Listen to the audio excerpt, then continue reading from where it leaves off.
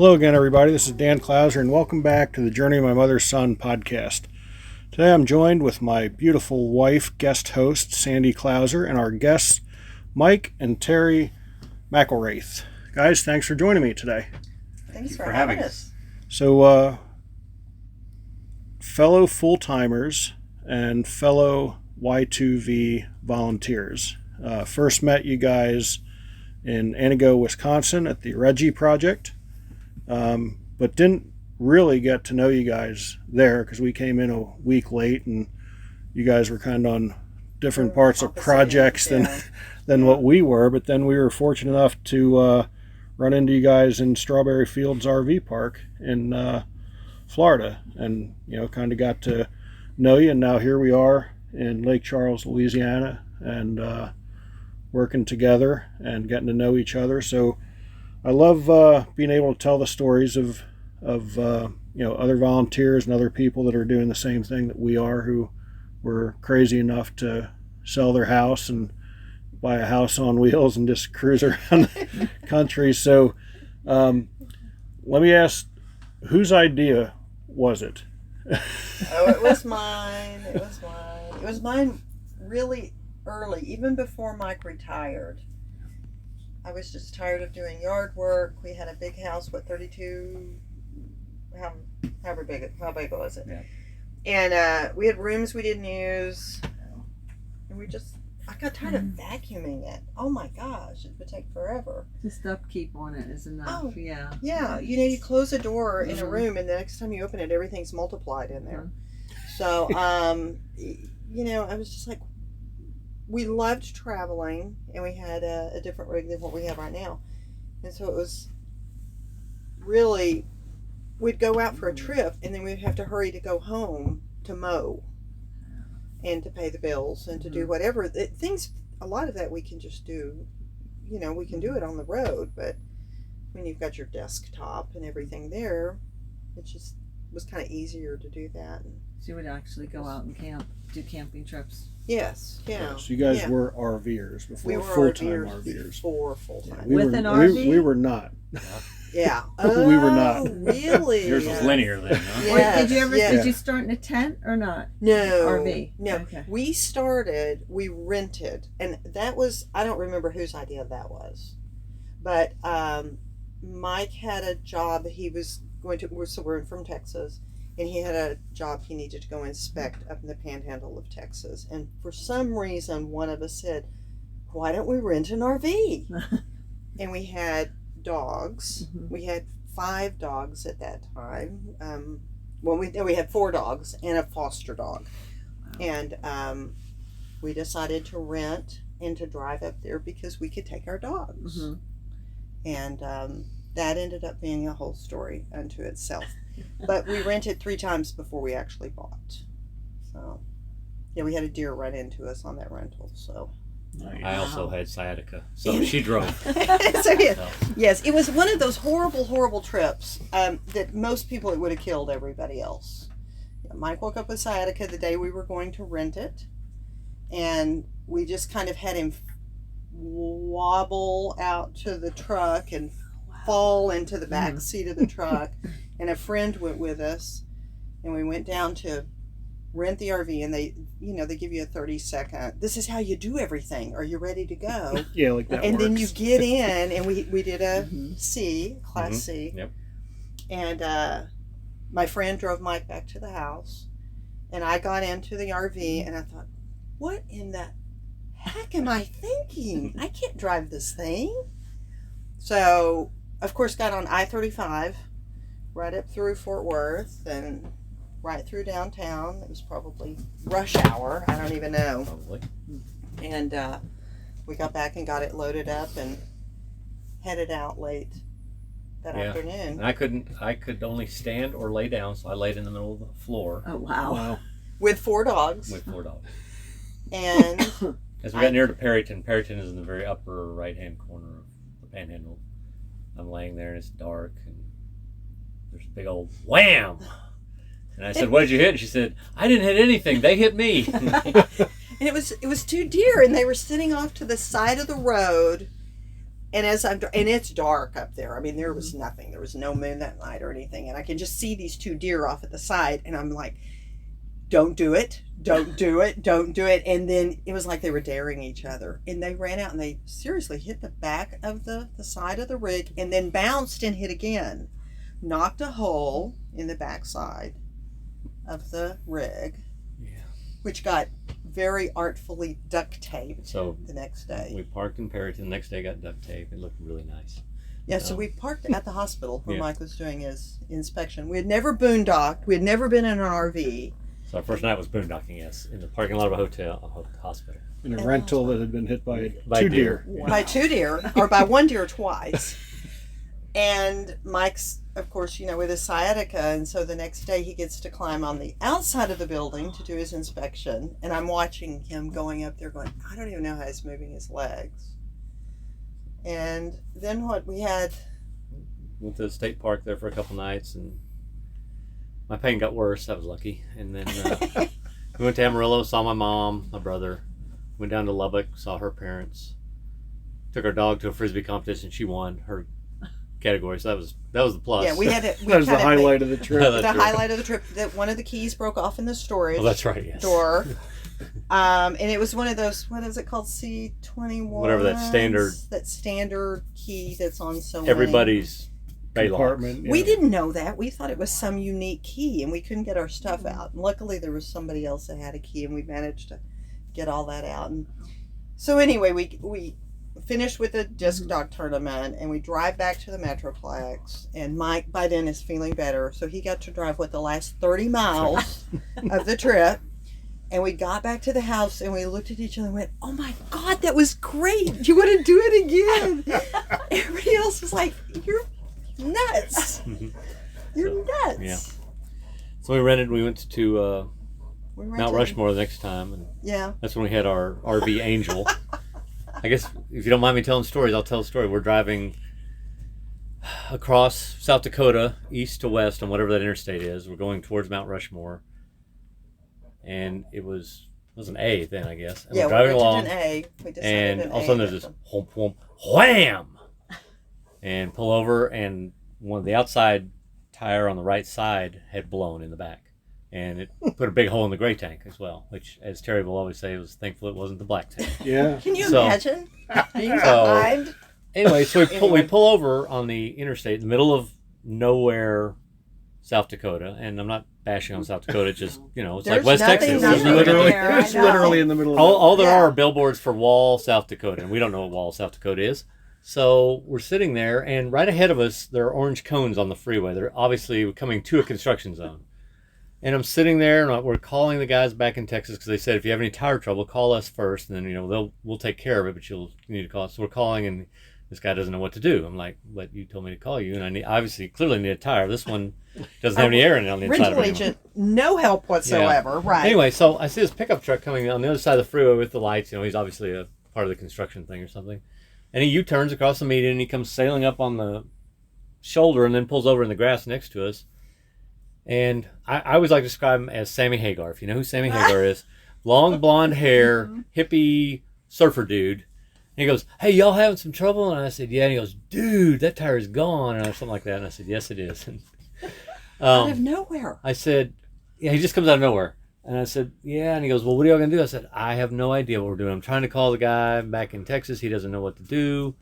He goes, well, you're going to have to go to Wall. I said, okay. He goes, it's that way. I said, well, I can see the signs, yeah. And he goes, here's the deal, dude. See all the cones? I said, yeah. He said, we just put them up today. We have not done any work. Go up there and drive on the left side of the cones. Because everybody else is, they're mushing everybody over to the right lane. He says, just get on the left side. You can go as slow as you want.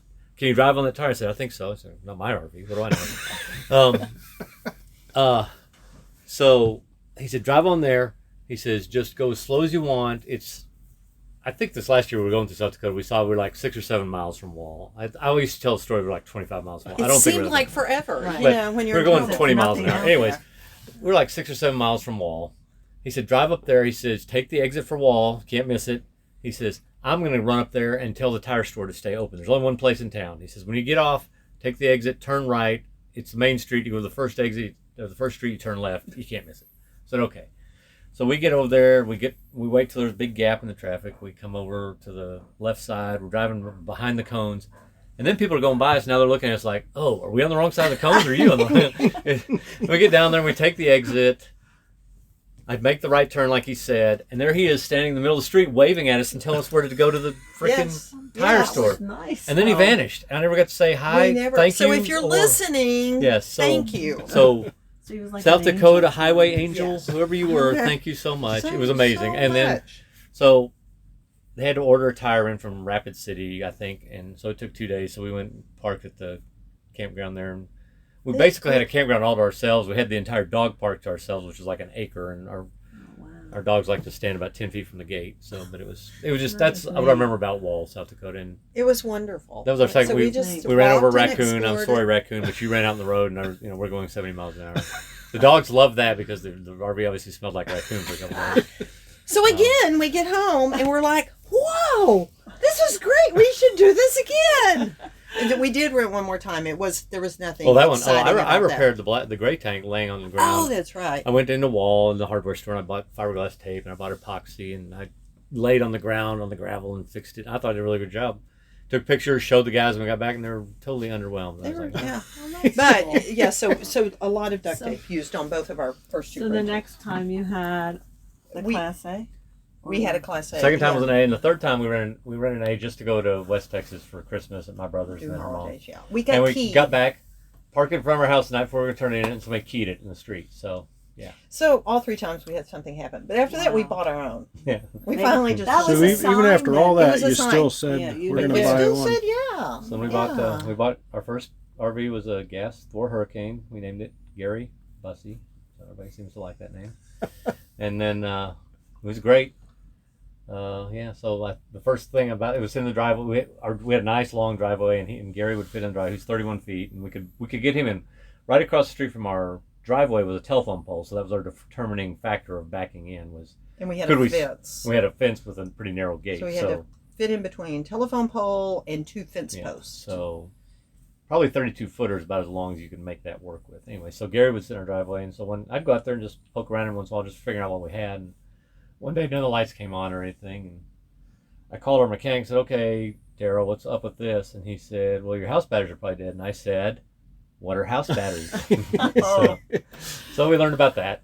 And anyway, so that was It was a good it learning was a rig. very good rig. We went out to Arizona with him and back to Texas, and then Yeah.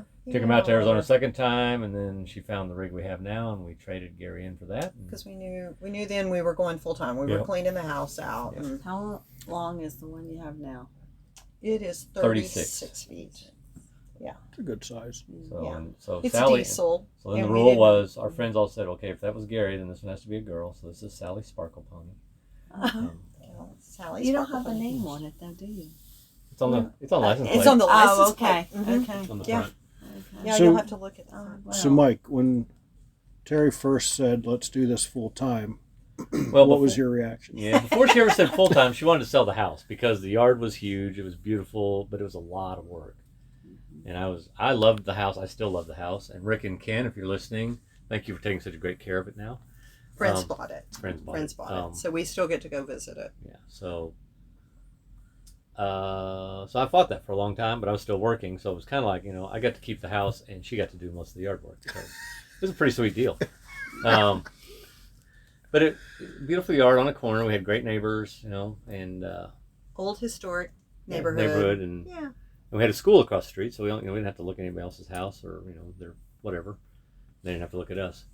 But she started poking around about the full-time thing, and I was like, I don't know, maybe. So she said we'd love to travel, and we had traveled for a long time. We had 3 house sitters that we had my mom, we had our son was in and out, and then we had a friend come live with us for a while, and so we could go to Vegas whenever we wanted, and we could do other things, and we always had somebody. And then, well, Michael and Katie both had their own lives to lead, and then Mom left us, and so all of a sudden we had to be responsible for ourselves, and it was kind of frustrating. So, dang you people! Well, because we had so many animals. Well, we had 5 dogs, and we had We did multiple cats, and we had fostering, chickens in the backyard. chickens, and yeah. So, yeah, we had we made quite the menagerie. It's not like you can just have somebody pop in, Right. you know, once a day for that. No, Yeah. we paid Yeah. for live-in house sitters, and so that was Yeah. the deal. So, you know, over time she wore me down, and in a good way, I would say that. But Well, you retired, and Well, you she was- said she- the I knew- first year of retiring, I I wanted just to- want to I wanted to stay at the house. around. and I wanted to do the yard work, you know, or help her, you know, support her with the yard work, and then I wanted to putt around. There were so many projects I'd put off, and so about August of that year, I was like, yeah, okay, you know, August in Texas the temperature gets over 70 sometimes, and it's kind of warm. I was like, okay, you might, so we lived on a corner, and it was, you know, 200 by 150 of flower beds on the inside and outside of the fence, and I'd get out there and weed them, and by the time I got to the end and looked at the others, you know, there they were, those weeds, the same daggum weeds were there. So You get to start over again. after a while, I was like, so all that said, and yes, we were gonna. At some point, I knew we were gonna sell the house, I think, and then finally I just said yes, and then she was like, she had really big eyes for a while. You know what I always say is that when Mike came to me and he said, "I think you're right," which you know, you go, about what? And he said, I think it's time to sell the house. And I think we went about a month that we didn't speak to each other, and it wasn't Right. from anger or anything else. It's because you start looking around and you say, we've lived here for 25 years. Look at all of our stuff. Mm-hmm. Look at our neighbors that we love and adore. Our community that we've built is an old neighborhood that we've been so involved in. A city we've been involved in. Yeah. Do we really want to take that step or not? You know, and it was really some soul searching for about a month. Not to mention our stuff that we were so attached to. For what reason? You know, for what reason? So That's anyway. the funny thing for me. I had no problem getting rid of our stuff, and it was weird. It's like I had this big man cave I had a fake green monster in my man cave. Sweet. Red Sox, everything. And This does not surprise me. yeah, and autographed photos and stuff like that, and I had no problem getting rid of any of that. And a lot of my baseball friends, they'd ask me, they're like, how tough was it to get rid of your memorabilia? I'm like, surprisingly not tough at all. And again, I was fortunate where I did have some friends who bought some of it. So if I ever need to visit it, Right. I can go to their house, Yeah, exactly. But even if they didn't, I don't know that it would have mattered to me. So Yeah. it was, I found that interesting because I didn't realize it would be as easy for me. I mean, what about you? Did you? I had trouble with the kitchen, I guess, because I was always in the kitchen, and my kids always remember me doing stuff in the kitchen and baking and just the holidays and stuff. Right. And they still miss that. I know they do. So every time we're back home, I spend a lot of time in the kitchen redoing some of the stuff I always made. Yeah. So that was hard. It was hard getting rid of, How did they feel about you getting rid of Oh. things? And it was totally, They were we had a total mixed mixed. bag. Like we brought them all over on Mhm. one day to tell them And what we were just tell doing. 'em. And it was everything from, oh, that's so cool, to you guys have lost it. And then And we they knew started we looking knew they around kind of the adapted house. quickly, because then they're going around the house before they all leave. Like, hey, What are you doing with instead of selling this? that, And can what you are give doing that to with me? that? Hey, can you give that to me? So then we're like, you know what? I think they're okay They're with okay it. with it. But going away, I mean, we haven't been back since July, so I think it's too long for them. Yeah, this has Especially- been a long time for us Yeah, to be away. and because they constantly say, right now it's a little warmer than where you're at, so. Yeah. Well, our son, That's one day out of 30. Yeah, I know, but I do. when we called Michael and said, hey, we're thinking about doing this. I mean, he's an only child, so it's a little bit different. And he was like, well, really? I mean, 25 years in that house. I love that house. I've grown up in that house, blah, blah, blah. And I said, well, I said, either we get rid of all the stuff or you inherit it all. Right. And then he missed, what, like 2 seconds to think about it. He went, okay, go ahead and sell it. Yes. Go ahead and sell the stuff, yeah. Yes, because that's We've what he told them made a multiple point to. times. We've Yeah. done you guys a huge favor Yeah. Right. by getting rid of all this crap. Mm-hmm. So, what year was that when you guys then went full time? That's been 3 years this so summer. we left out in 2019. So the decision was made the summer of 2018. Yeah. So the deal was Rick was interested in buying the house when we bought the house in 95. These are old neighborhood friends. Neighborhood friends.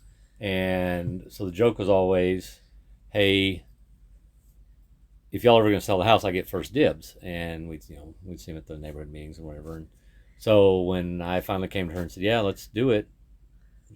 So we said we have to call Rick first. And we called Rick and he was like, He had just downsized to a small house. It was 2 bedrooms. He and Ken had redone a little house and everything, and had gotten rid of a bunch of things. And then here they were going to more than double their size. So he called back about 3 days later and said yes. And we're like, okay, good. Because that makes me happy that the house is going to somebody who will love it as much as we do.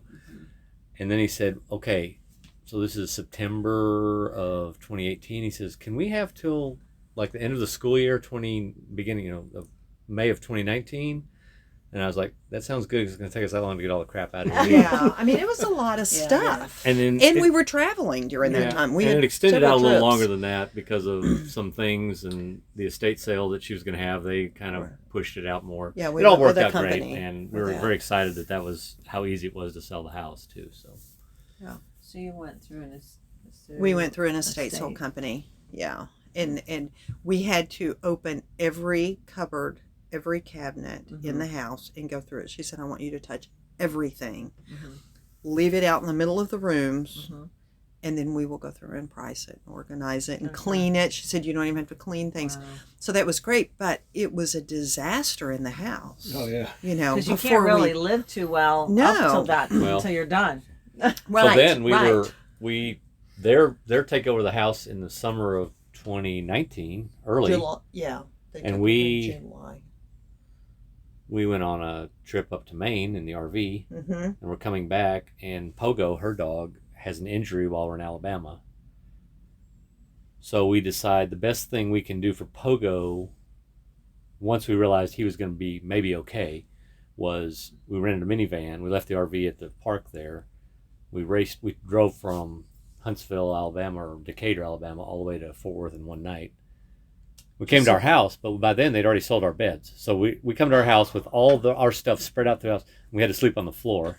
But they said it was okay to come in for the night. The next morning... You're sleeping in aisles at an antique store. But you still owned it. We still owned it, but it's not our house. Yes. But we got there after they'd left that afternoon, and we got there in the middle of the night. We got up in the morning, got right back in the minivan, drove and met our vet over in North Fort Worth. He worked on Pogo. We drove from there to Lubbock, 5 more hours to the west, and to her mom's house.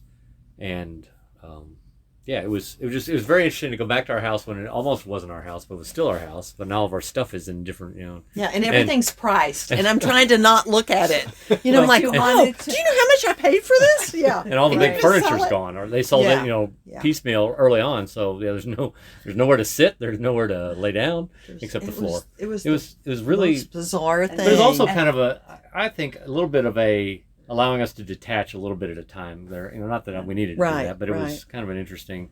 The dogs were looking around like, why are we not all going in the bedroom and laying down tonight? But, that's not how it works anymore. So anyhow, that was a strange day. That's funny because our plan was to bring in an auctioneer and just do an auction and be done with it. And we decided, for whatever reason, we were going to do a yard sale or two prior to that. Garage sale, yeah.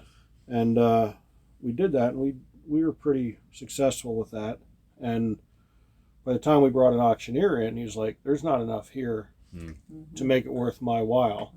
So, we literally sold everything on Facebook Marketplace. Oh, wow. And like you guys said, it's funny because it's like, okay, this is the last day that the couch is going to be here because I just sold it and they're picking it up today. Yes. And then all of a sudden, the bed, we're sleeping on an air mattress as just everything is just going away. No, kitchen actually, table. the people that bought our house wanted our bar stools. So that helped. They stayed. And then and then also, even if we wouldn't have, the kitchen table my sister was taken, so that Alright. But It's this little funny. piecemeal. Yeah. Yeah. TV's gone. Yeah. Yeah. you know, Yeah. Couch is gone. Recliner's gone. Yeah. yeah, It was a very interesting time. Yeah. And it, Yeah. We had this one family that came in. They came in for the dining room set, and they sold that. And we're just talking, telling them why we're selling this stuff, and we're having trouble at this point selling our master bedroom set there because nowadays, younger generation doesn't want a big. We had a Right. big headboard Mm-hmm. with mirrors on it and closets on both sides, and they're like, "Oh, do you have a bedroom set?" I'm like, "We sure do. You want to come upstairs and take a look at people it?" went through our And, house. Yeah, left sure and enough, they're right. like, "Yeah, we'll take it." And then I'm like, boom. okay. Then I said, you know what? I have some they bought sheets something and some else. blankets. It fits the king size. Right. But We'll it throw is, them in. it was really weird because that last, I think the second garage sale that we had, people were coming in. It was like a swinging door. He's downstairs, and someone asked about something. I'm like, Dan, I'm sending another person down because I don't want them just waltzing. There isn't much left in the house, but I don't want them just waltzing around. Yeah. And I forget what this one woman, younger woman, bought something. I don't remember what it was anymore, but she brought like a Dodge Neon to haul off. I can't remember what It was piece a of filing furniture cabinet. it It was a File filing cabinet. cabinet. And they're trying to strap this thing into it. I'm like, just get it out of our driveway. Like, once it's down, like, I don't care, just tie it enough to get it out of the driveway. Yeah. And then it was her and her dad, and as they're tying it in, he's like, I guess I should have brought the pickup truck. Good Lord. And I'm like, yeah, that would have been been a great You would idea. have already been home by now. Better choice. Those are the fun stories that you just Oh look my back on. gosh. So, like, it's one thing if you didn't have the option Right. of the pickup truck. You knew what you were willing to get, and you knew what your choices were. And yes. Yeah, we ended up here. Yes. So, All right. yes, it's funny just being able to share stories and That's kind of fun. compare Craziest thing. that. So, let's talk a little bit about a year to volunteer. Like I said, we first met you guys in Antigo at Reggie, which was an incredible project. That was our first taste of a year to volunteer. Was it yours? It was our first taste Yeah. Okay. also. So, I guess twofold question. Number one, how did you find out about a year to volunteer? And then number two, what made you want to get involved with this organization? So when we started RVing, kind of going backwards a little bit, when we started RVing, we found a club called Escapees. And they do everything RV. I mean, they have a mail service, and they have legal service, and they have, all kinds of things. They also have instruction. They have a boot camp where it's all basic RV instruction for new owners, or if you're going to rent or you're thinking about buying. It's a really good class to take. And then they have some social activities also and some big events. So we had gotten involved with that before we bought. And then after we bought our first RV, we did a lot more with them. Went to Escapade and some different things. And they had invited us to host a winter home base hangout in Florida during COVID, because moving around during COVID was kind of odd. There were states that weren't letting RVers stay there or not wanting you to move and everything. So we were in Florida, and we were hosting a group down there. And so we were there for a month hosting our section of it. And I just happened to get on Facebook one morning as we're just sitting around, and our friends Tim and Emily Rohr had posted that they were doing volunteer work with Year to Volunteer. So I messaged her and I said, okay, who are these people? Are they the real deal? Are you enjoying it? Are they organized? And she was like, oh my God, you guys would really, really like this group. And so I said, can I name drop? And she said, sure. So I messaged Shar and said, Tim and Emily said this is something we would enjoy. Would you put us on your email list? And so that was kind of how we've done so much with Escapees, but one of the things that we haven't been able to really do with them is volunteering. And we both did a lot of volunteer work in our previous lives, when we had a house. So that just seemed like something that kind of, the one part that was missing, we could go get education, we could travel, we could have social, but giving back to the community, or just helping people was kind of missing in that. And so it just kind of lit a fire under us when we started reading what Emily and Tim were doing. So anyway, Antigo was the first one that fit with the schedule. Yeah. And that that set the bar high. Oh my gosh, yes. I mean, like everyone we've been involved with has been special, but there's still been nothing like Marge. Reggie and Marge. I mean, just Well, an eagle whisperer. An basically. eagle whisperer. Oh my Yeah. gosh, yes. So- yes. you know, obviously you guys were there a week before us. We came in late on that project. But I mean, what was it about Reggie for you guys that made it so special? 'Cause, again, I mean, it's tough to even put into words for somebody listening Right. what it was like to be involved in that project. And you know, Marge kind of won me over right away, you know, with me coming from a nonprofit Right. background and a nonprofit that quite frankly had little support. so Right. I could relate to what Marge Shoestring was budget. going through. Yeah. So, you know, what was it for you guys? I think we were involved with dog rescue for many years, and I mean, it started off as just simple fostering because you get the easy dogs first.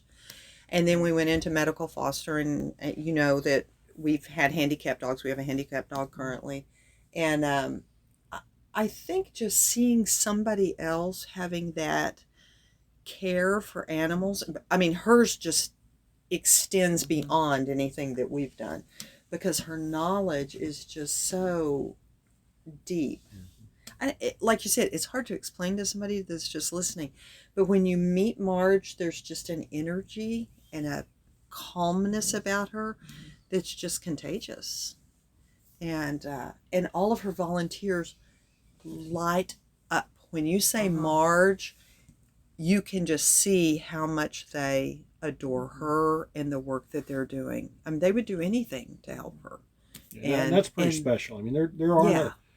any leadership role.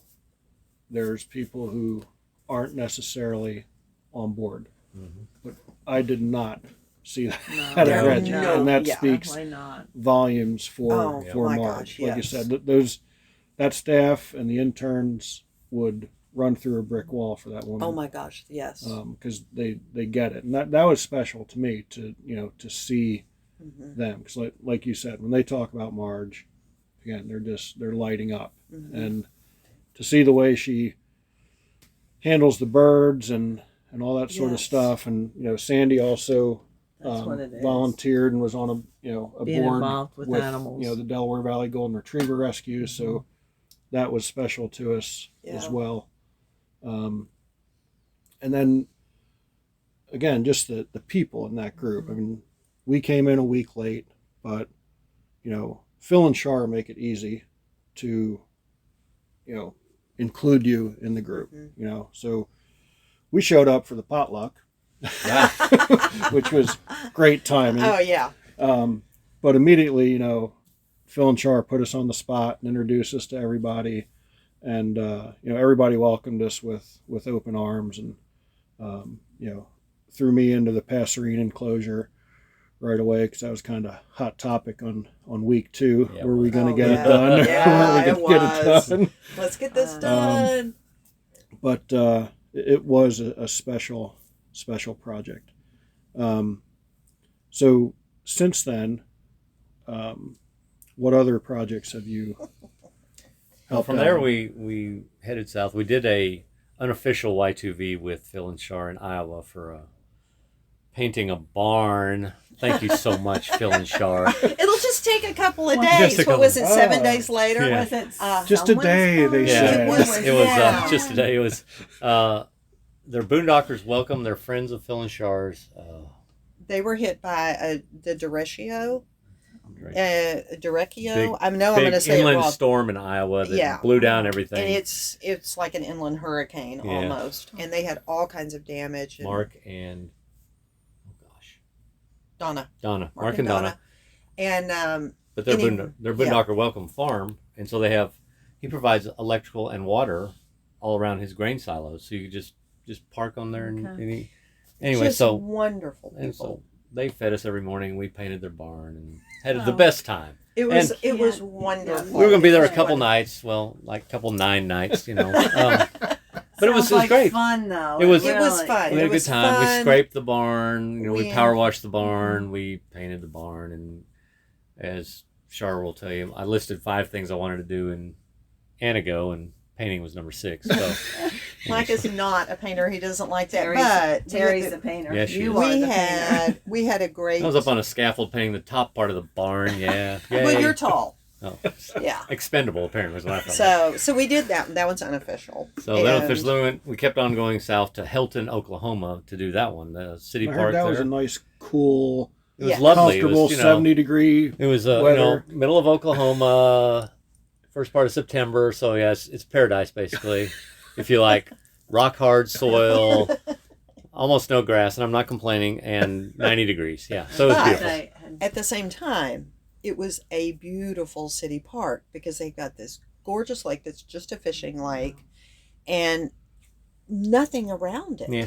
I mean, you're Yeah. just on this little hill and you just look down the beautiful grass Wow. and see this lake with the sunrise. And The park needed some love, and the park just needed some love. I don't even know if the people in that area understand what a jewel they have there at that lake and that park. So got So to that got was- to we did operate an that. auger.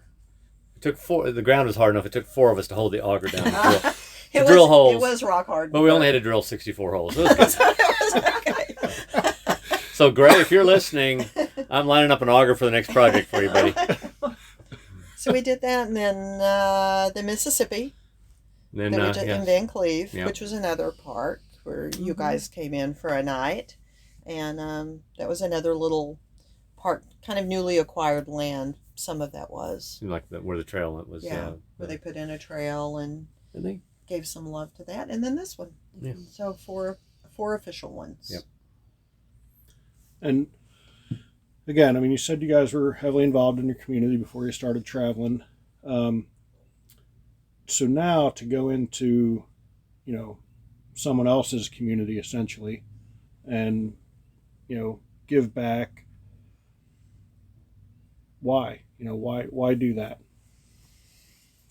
Oh, that's a Well- heavy question. Well, part of it, you get to see, it causes us to go to places we might not go otherwise. Vancleave or Lake Charles, even really. Well, I told Marge that Antigo was not on our bucket Well, list when no. we started. It's not. I will say, No, we it started wasn't. traveling full Yeah. time. my dad is to go from back. Wausau. Was from Wausau originally, so it's not far. Antigo's 30 miles outside there. So there was another reason to go up there was that I could go see family members in Minneapolis and in Madison, and Thorpe, Stanley area.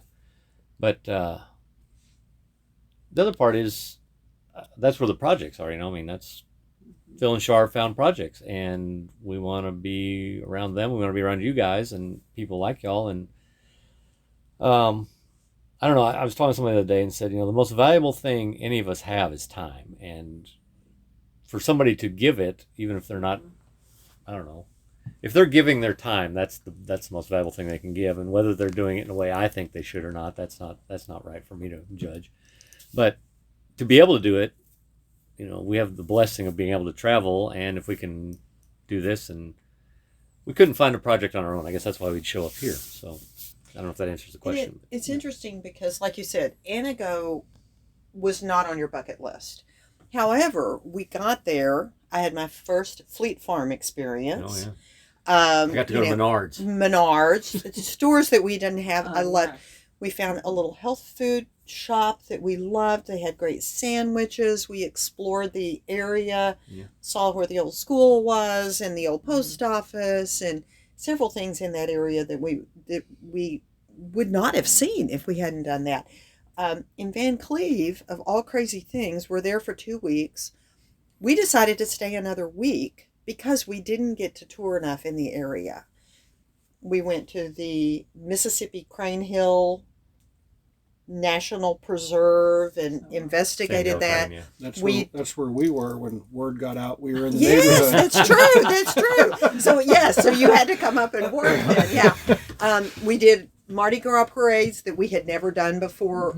Vancleave has a couple of great restaurants that you would never, we wouldn't have known, except that the guys that work in the park that were working with us were like, so have you eaten at George's yet? Have you eaten at BJ's yet? Have you eaten at this one? You know, all these different places. So we were like, okay, we got to stay in Vancleave, Mississippi because there's things to do here.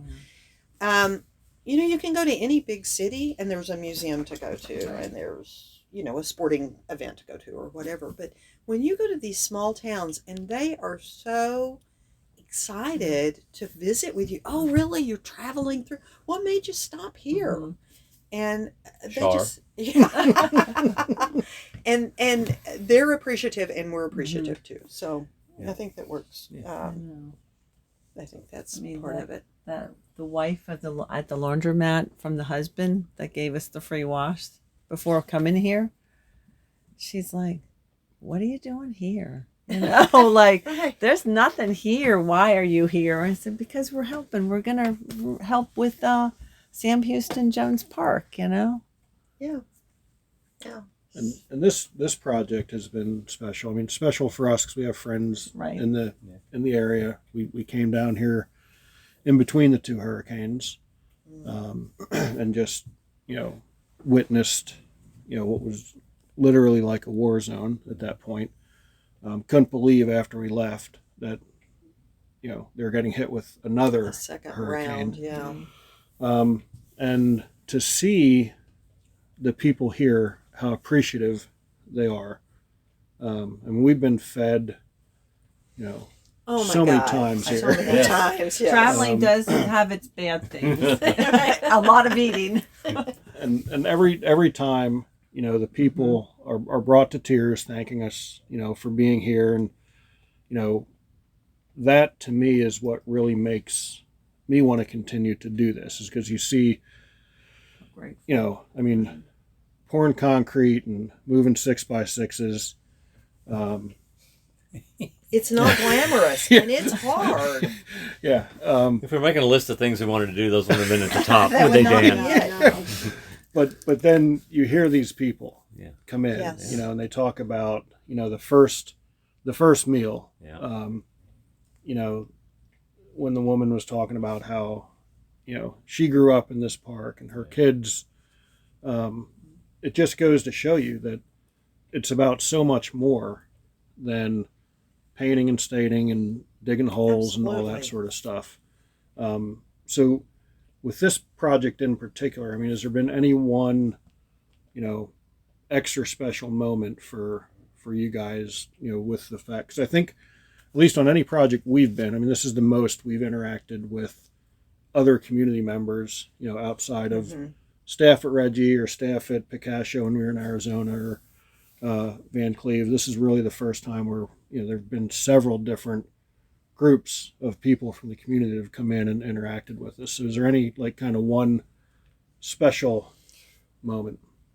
I definitely, so I've had the opportunity because I've been working up at the office doing some things.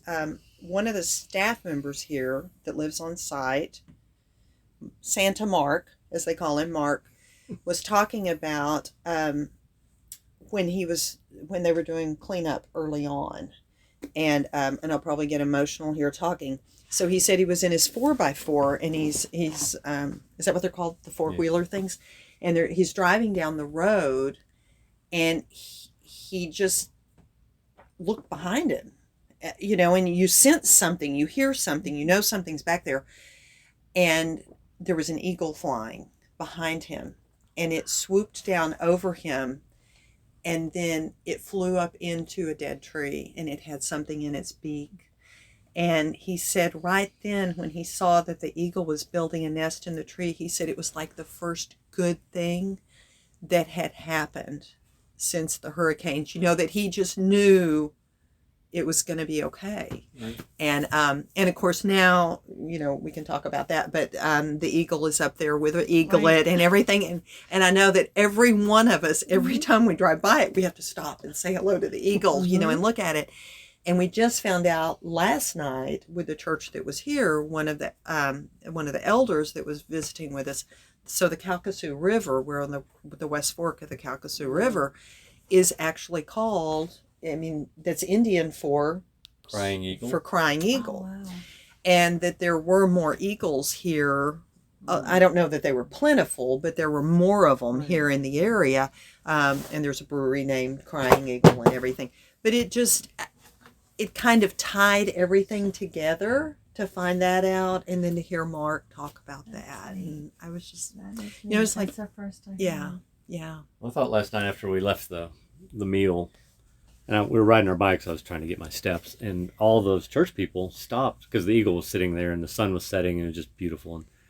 And they're all looking at it, and I thought, well, but they're like, no, they're not common around here, and this is just amazing to see. And it, of course, just lit up, and it was just gorgeous. Yeah. So, and they even said, I wonder if we can have church here in the morning, Yeah. which, and that's in the middle of devastation that they're talking about having church outside around broken trees and stumps. you see all the stumps, and it's just a and mess everything. there. And then there's this eagle, and it's just given them the hope that it'll be okay. Yeah. That's amazing. So that's why we do it. There you Because go. it's life coming in Yeah. with the baby eagle. So. Yeah. Well, even our first day here, and Tracy said, it's amazing that you guys are here, that there's people in the park, because since August of 2020, there's been no one in this park. So to see that life come back, it's a sign of progress. It's a sign of progress. And I think, that's really the biggest thing that we can give them here is hope that things are going to get better. So that, again, that's why we do it. That's why, I always look at the people that are affected, and it's much, much bigger, again, than carrying around 6x6s and pouring concrete and all that sort of stuff. It really is, understanding the people that we're doing this work for, without a doubt. So we're just about out of time. Is there anything we didn't cover before I get to my final question with you guys? No, I didn't think we were going to have anything to talk about. Yeah. My goodness. It's amazing how that happens. I isn't know. So, as you guys know, the subtitle of the podcast is Many Little People in Many Little Places, which comes from the opening lyrics of a Michael Franti song, Gloria, which go, when many little people in many little places do many little things and the whole world changes. So, Tara, I'll let you go first. What's one of the little things you do on a daily basis to make the world a little bit better place? Yeah, this is kind of an interesting thought. After we got on the road, really, maybe about the time that we started going full time, and really when the pandemic hit, I started meditating. And I don't necessarily do it actively where I'm just sitting and meditating every day, but I've really tried to become very mindful of relaxing my mind and of being grateful. And so several times during the day, and sometimes I say them out loud, and Mike will respond, I'll say, I'm just so grateful that you're in my life and that we have this group and that we're able to do this work, and that that we have this love that we can share, with each other. And I think that has really brought me into a happy spot. I don't really know if I'm saying that completely right, but I think that if I am where I need to be, then that helps me to help others. Yeah. And so sometimes we have to get our own mental health, our own mental house in order before we can do that. And I think that grateful and that mindfulness and the meditation have really helped with that. I love that. That. Mike? Well, years ago, I don't know why or how, but I just realized how blessed I was with the career and people I got to work with and everything. And somehow every morning or every day, at least some point, I'd look up and just enjoy the sky, it's gray, it's blue, whatever's going on. And then in the neighborhood, I had favorite trees, and a couple of times at work, I probably mentioned to people, "What's your favorite tree in your neighborhood?" And they'd look at me like I was nuts. Whatever. But from there, I kind of wanted to, I wanted other people to maybe understand how blessed they were, regardless of what's going on in their world, but all the things that we take for granted. And I think Terry will probably say that the thing I do to help is I pick up trash. I did yesterday. We took the dogs for a walk on the Orange Trail, and there was 2 water bottles, so I had to pick them up. But, anywho, I don't know. I just feel incredibly blessed that, she's in my life, that y'all are in our lives, that we get to RV for a living, and we live in the United States. We're from Texas. Yay. But just so many blessings, and trying to pay back some of that. I know I can't pay back all the blessings I've earned, or that I haven't earned, but I've gotten. And so I have 2 hands, and I can show up and do something. And I think I noticed at Helton, maybe more than even Antigo, was 20 people showed up. That's 40 hands they didn't have at that park before. And all of a sudden, even if all we did was, I don't know, walk through the park and pick up trash, that's something they can't get to. And so that's, I don't know, it's a little thing, but if we all picked up a little bit of trash every day, yes, there'd be more trash tomorrow, I get it, but it'd look a little better. So I think since you've since you've retired is one thing, but since we've gone on the road, we've both slowed down our mental process. I look back and think about what our schedules were before we started RVing full time, and it was just go, go, go, go, go. Our days were packed. And I think that rearrangement of priorities, where our days packed now are getting up to go to our meeting and then going in to paint at the office or building a tent platform or whatever. And then we have the slow down times, in between projects. But I think that slowing our pace down so that we can reflect on life has really been important for both of us, and very unexpected. It was not what we expected going on the road, I don't think. I think we thought we would still be going 90 miles an hour, every day, and you just don't do it. Yeah. You just don't do it. Yeah, to finally be able to enjoy the journey is one of the things. I mean, I traveled a lot with our organization, but there was always a schedule. Yep. I had a busload of, 40 baseball players between the ages of 14 and 18, 3 different teams. And we knew, we had to be pulling out of the parking lot at this time. We had to get to the Old Country Buffet by this time. Right. We had 45 minutes to eat and get them back on the road and be at the complex by this time.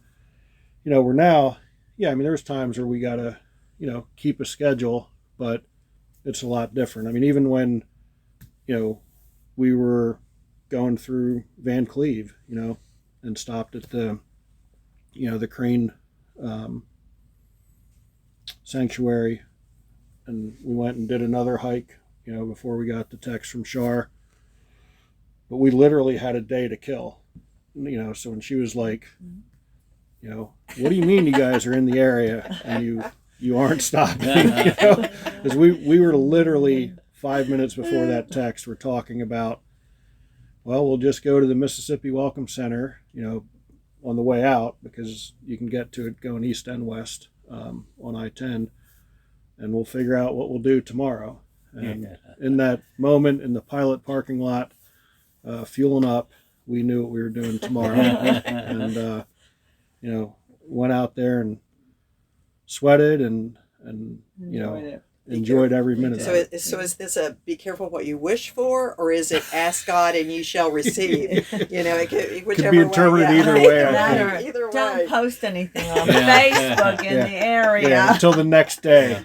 No, I'm sorry. Those posts were from yesterday, Shar. We are long out of Vancleave at this point. I knew we'd get nabbed for it. I knew it because you were out cleaning windows, and I'm like, and it's funny. Reading this, I'm going, oh, it was great though, because Sandy stayed with us and she had girl time. I did. Yeah. I miss. It's hard. If we're not in the Y2V group, I miss everyone that I worked with. Oh, I know. I do. Yeah, and it was cool. Vancleave was cool because a friend of mine who's actually a CEO of a local credit union up in Pennsylvania is from Mississippi. I didn't know where. Right. So that morning when I was walking Uke around the baseball complex next to the campground, I shot him a text with a picture. And I'm like, not sure how far I am from your old stomping grounds, but, we're in Vancleave, Mississippi. He's like, well, if you drive, 10 miles south and 8 miles west, you'd be at, wow. our place. He goes, and we got some family that are cleavers. That's what they call them, cleavers. And then it just led to a whole, text back and forth. And then we jumped on the phone a couple days later and just talked about it. And he's a guy who is getting close to retirement and is inspired by what we're doing, which I think is pretty cool. And you got the CEO of a credit union who's just like, you know what, I think I'll see you on a Y2V project. Nice.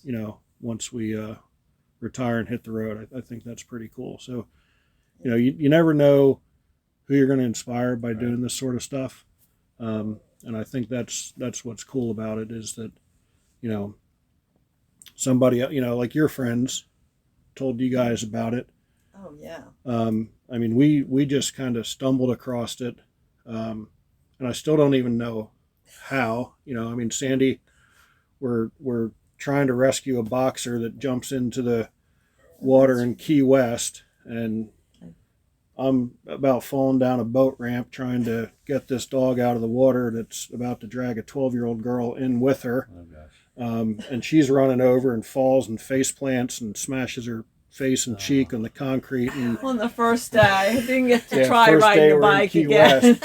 And I posted on Instagram, and there's a comment of from Y2V, about thanks for being dog lovers or something like that. And I'm like, what's this, a year to volunteer? And I click and I start researching. I had no And idea then, that's how you guys. Yeah, then did a podcast with Phil and Shar, and just told them at that point, we'll definitely be on a project with you at one point.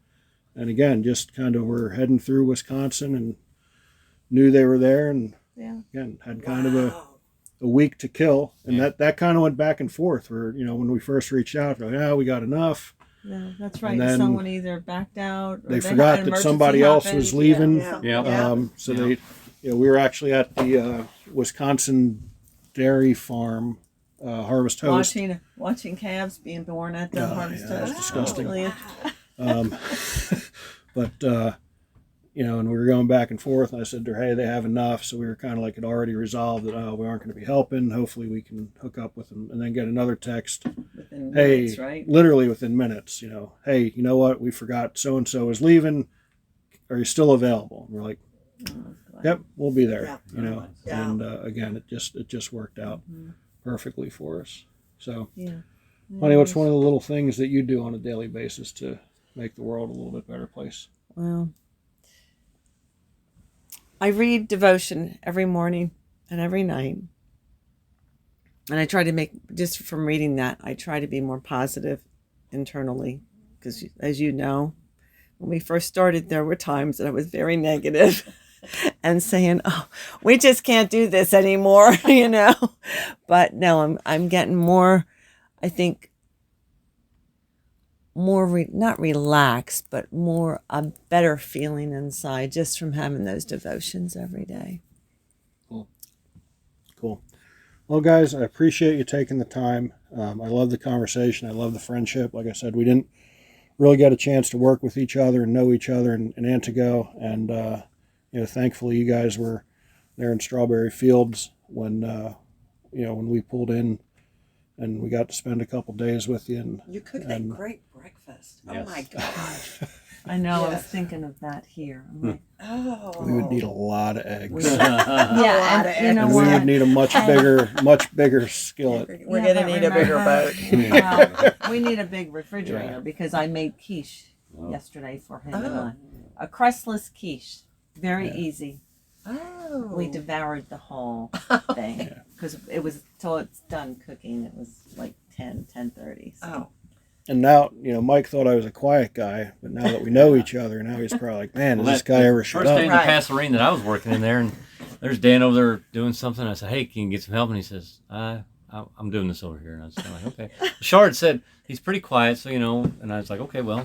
She probably said that about me. He's quiet too. I'm an engineer. Have you ever and noticed that? I got the vibe of, hey, let me do my thing here, and I was just looking for something to do, and so I was like, okay. So sure enough, then we meet you in Florida. Meet you in Florida, and there you are, Chatty Cathy. Chatty Cathy. Yeah. I always tell Sandy, because I do, I am an introvert by nature. Yeah, right. But she says, yeah, right, because once I get to know someone and I'm comfortable, and I'm around my people, my kind of weird, I like to call them. Yeah. Then I open up. A friend of mine, John Morris, said that, in front of our players one time, we brought him in to speak. He was a first-round draft pick with the Reds, and he was just talking about.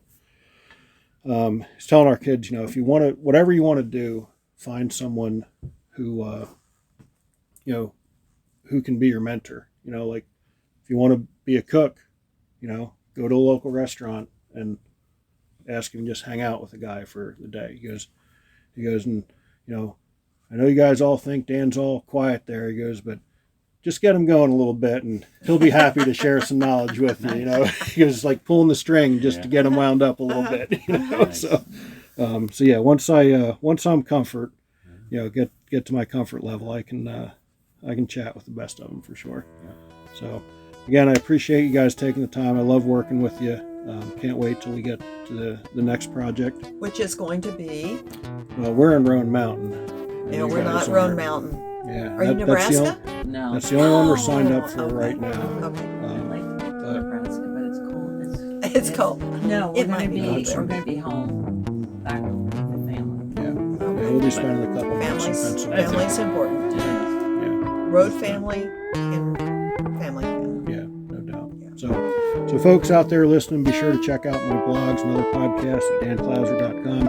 Mike and Terry, thanks again for taking the time, and we'll definitely see you guys down the road. Thank you very much.